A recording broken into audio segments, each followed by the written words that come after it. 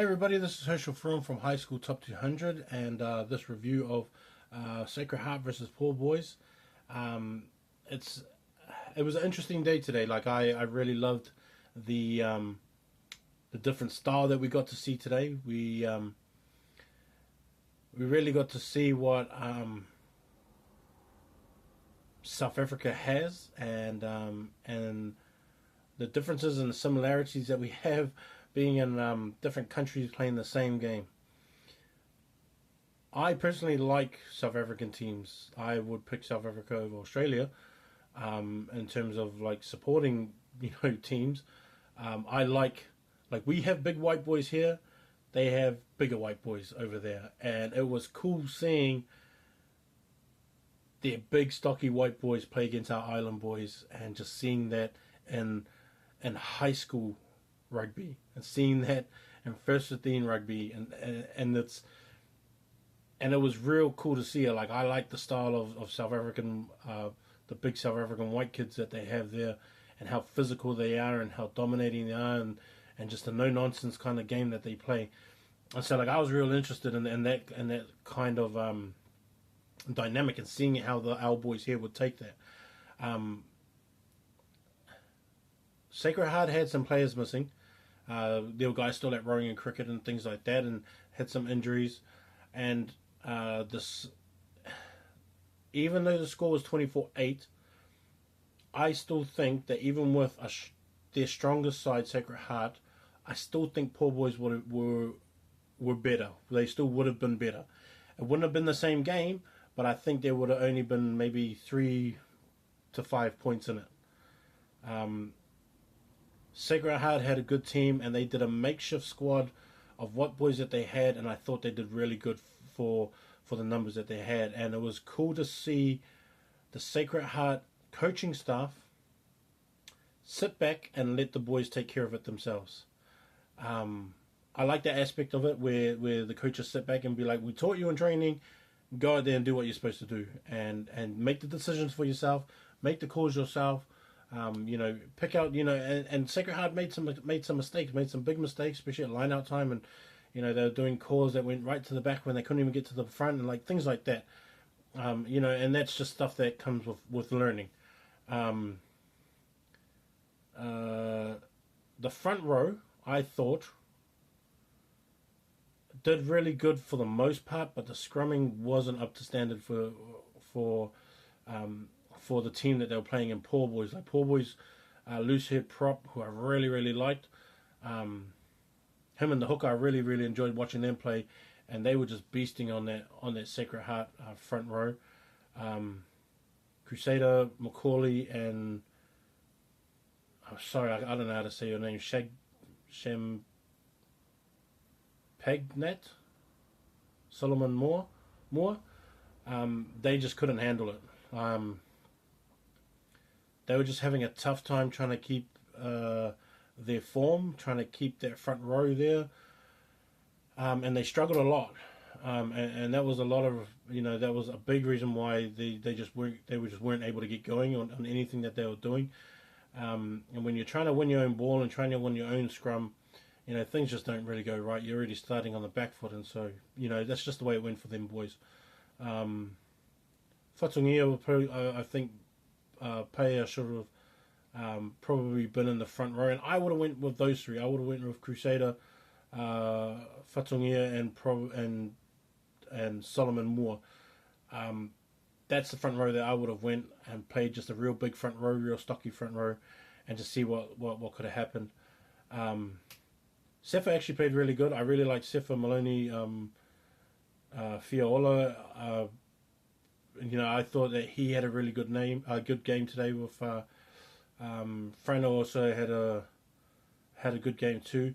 The loose trio, I was kind of mixed. I had mixed feelings on this loose trio. Christian, I really liked. Bowen was good. Probably maybe needed to be a bit more visible, I think, in the physical breakdown. But like you would see him around the field, but then you would lose sight of him. I personally would lose sight of him anyways. And so like when I get to watch the footage of it myself, and then see where he comes from and see the things that he does throughout the game. I mean, I may be wrong, maybe he was a bit more effective than I thought, but I just personally didn't see him a lot. Christian and Fatungia did a lot. Fatungia probably he did stood off a little bit on the security side of stuff, but his ball running was really beast. Like he was just massive, and made I think 3 good runs that he had. The halfback Ethan, Thomas, and the first 5 of Josh. Ethan and Josh, I don't know, something just wasn't right. I can't really say what it is. Like I don't really, but there was the chemistry between them just wasn't the same, and maybe because the forward pack just wasn't winning that physical battle, it just didn't seem like it was going anywhere. Shea did okay. Terry I really liked, and I think they should have got the ball more to Terry. Terry opened up the game a lot. I wish Josh Carr and also Michael Graham, I wish they got a bit more ball. Terry, with whatever ball that he got, he ripped up, and then Lemeki at the back was just, he was the best player for Sacred Heart easily.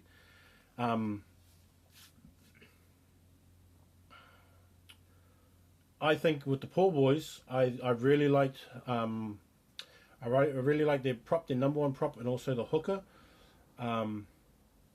I thought they had a real good game. I really liked the real tall. He was a lock, but sometimes he would play like I saw him one time side of the scrum.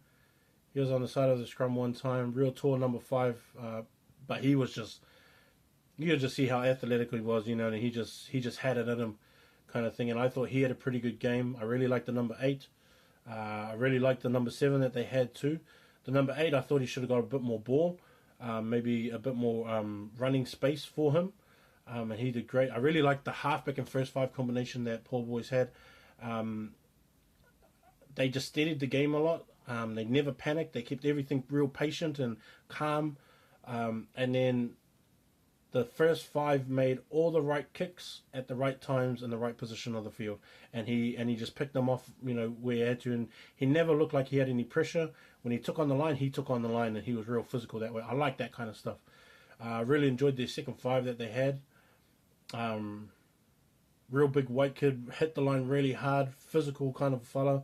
I liked the fullback. I thought when the fullback and number 11 got together and they played on that same side, and those two they killed it a lot, and they were just, they did massive things when they got the ball. And number 11, the one with the white headgear, his footwork was just crazy. Like I really like that kind of stuff. So like those are the kind of guys I like. And Paarl boys is like, if I was to rank Paarl boys within New Zealand, they would be either 2 or 3. I don't think that they're better than Hastings boys. And I think they might be on the same. They're on the same level as probably St. Kitts, and I think that's where they're kind of at. If that was to rank, but I don't think they're better than Hastings boys. I mean, if they played Hastings boys, I think that they would lose, and I think they would lose probably a good 12 to 15 points, something like that.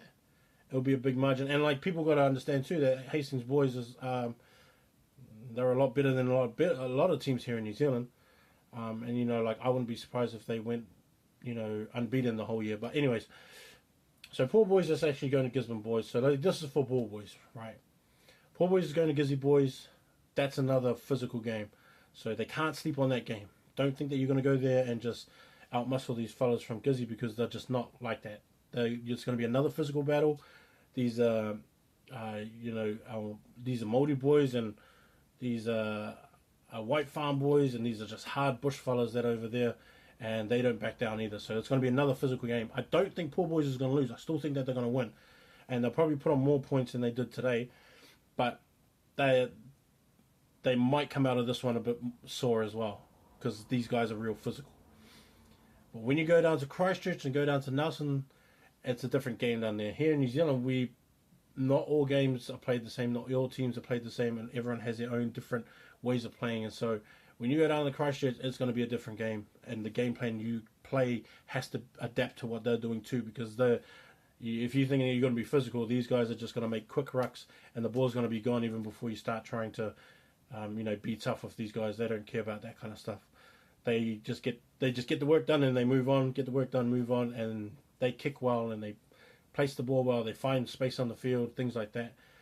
And Nelson is kind of the same too. Nelson, a lot of Nelson players will probably be getting back from their England trip, so they'll be tired. I don't know if they'll play. I don't know if they'll play because a lot of them will probably be tired. But I mean, like, it'll still be a pretty hard game down there too. But I really enjoyed this. You got to go and see these fellas play. They're a really good team. I give props to them. Those fellas that have come all the way from New Zealand, or have come from South Africa to New Zealand. I had to go and watch it. I wish I could get over Gizzy Boys to go and watch them again on Saturday, and also to the outside. Like if I had the money, I would go and follow them. That's how good I think these guys are. But this is my review. Please go and see the Paarl boys. Such a great team. They're really good. I just don't think they're better than Hastings boys. That would be a cool matchup if we actually saw them play Hastings boys. But Sacred Heart was good today. I wish they had a full team Sacred Heart because it would have been a really cool game as well. But that's my review. Hope you like the pictures. Sorry it wasn't that good, but peace.